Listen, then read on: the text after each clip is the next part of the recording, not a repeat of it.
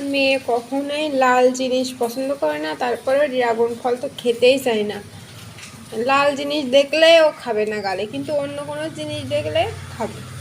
তো আমি ট্রাই করব যে ও যেন খুব ভালোভাবে এটা খায়। আর বাইরের ওই যে লিচু আছে না, ওই জিনিসটাও দেখি পছন্দ করে, বাট বাইরের কোনো জিনিস আমি না দেওয়ার চেষ্টা করি, খুব সম্ভবত কান্নাকাটি করলে, তাছাড়া না। তো চলো আজকে আমি মনের জন্য ট্রাই করব। হালকা সামান্য জল দেব। ওতে এনাফ। এটা ভালো করে আমি হাত দিয়ে মিক্সড করে নেব। হালকা দানা দানা করতে হবে, যাতে করে গালে যেয়ে একটু ভালো লাগে খেতে। বাচ্চাদের বেশি সুগার খাওয়া দিনি, তবুও অল্প একটু দেবো। চিনিটা ভালোভাবে নিয়ে নেবো। এবার ফলটা দিয়ে দেবো।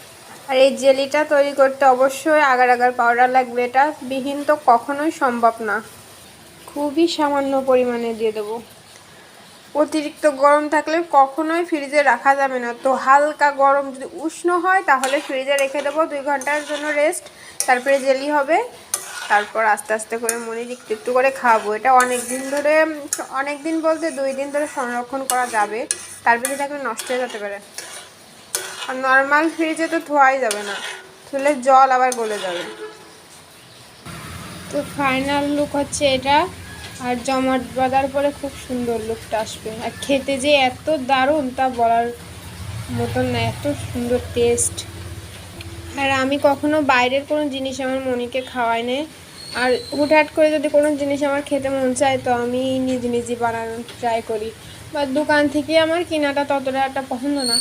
ওই পিৎজা বানালে যত চিজ লাগে বা যা যা আছে আমি নিজে নিজে ঘরে বানানোর ট্রাই করি, আর সেইভাবেই খাই। তাছাড়া আর ধরো অনেক কিছু মেয়োনিজ আছে, সসেস আছে, যা যা সব আমি বাড়ি বানানোর ট্রাই করি। আর প্রতিদিন এক একটা রকম জিনিস আমার মনির খাওয়াই, আর মনির পাপা তো খাবেই। আমার বাসায় প্রতিদিন সন্ধ্যার সময় তো নাস্তা হবেই। সব একটু আমি ট্রাই করি যে বিদেশি বিদেশি স্টাইলের কোনো কিছু রান্নার আস্তে আস্তে শিখি।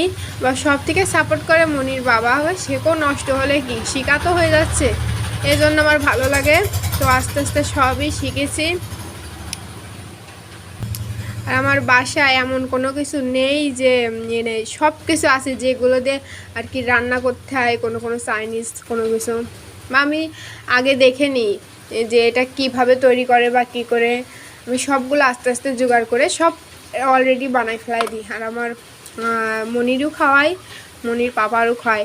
বিশেষ করে ওর পাপা বাইরের কোনো জিনিস পছন্দ করে না, আর ওই বাইরের ভাজি ভুজি ওই সব কোনো কিছুই আমাদের দুইজনেরই খেতে দেয় না, ও খায় না। সো সব কিছুই বাড়ি ট্রাই করি বানানোর।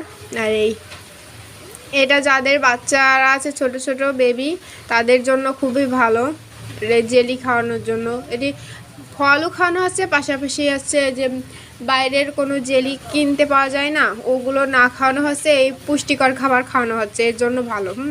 তো সবাই বাড়ি একবার করে ট্রাই করে দেখতে পারো। আমি এখন ফ্রিজে রাখবো। টাটা।